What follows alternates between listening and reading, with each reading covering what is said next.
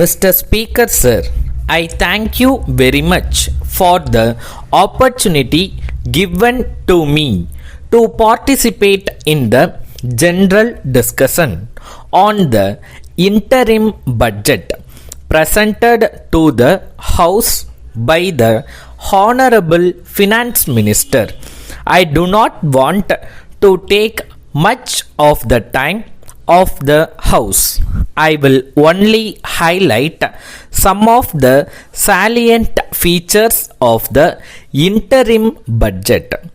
I would like to point out that for the first time ever, this government has ensured that every household in the state receives a ration card.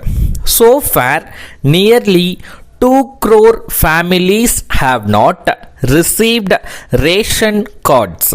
After the difficult process of issue of new ration cards and renewal of old ration cards was completed, I would also like to say that this government has adopted universal access to the public distribution system.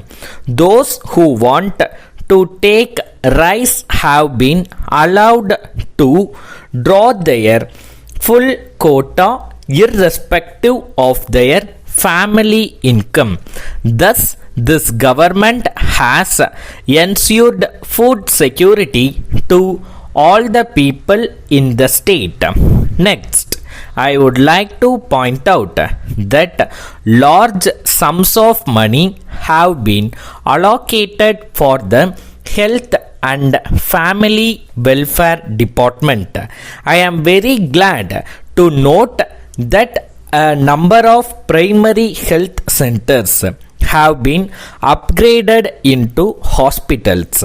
In this connection, I wish to point out that this government has also provided huge sums of money for purchase of medicines and drugs to the hospitals in the state. This is a great achievement. In the field of education, I wish to point out that many schools have been upgraded and infrastructure facilities have been provided to them. The huge investment on education will have a remarkable impact on improving the enrollment and achievement rates in schools. I am happy to note that free textbooks have been provided to all students studying in government and aided schools. I am very happy to note that this government has laid great emphasis on the provision of protected drinking water supply to all the rural habitations in the state. This government has taken effective steps to provide safe drinking water in the urban areas, and water supply improvement schemes have been taken up in several towns. I would like to point out that this government has provided large sums of money in the budget for improvement of the road network in Chennai and other areas and construction of bridges. With these words, I conclude my speech. Dear sirs, we have great pleasure in submitting herewith our lowest offer in duplicate as required by you in the prescribed form for the supply of industrial equipments. We are sure that you will find our offer will compare most favorably with any supplier.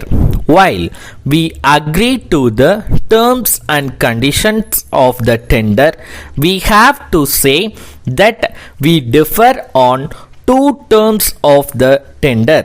The first one is as per your terms and conditions. Goods should be delivered within 20 days from the date of order. In case we do not have stocks of the materials you order, we shall have to get them from our head office, and this will cause some delay, but we shall take every action to deliver within the stipulated time. In such a peculiar situation, we shall pray for an extension of time, and the same should be granted. We avoid the pleasure of serving your great organization. Yours faithfully.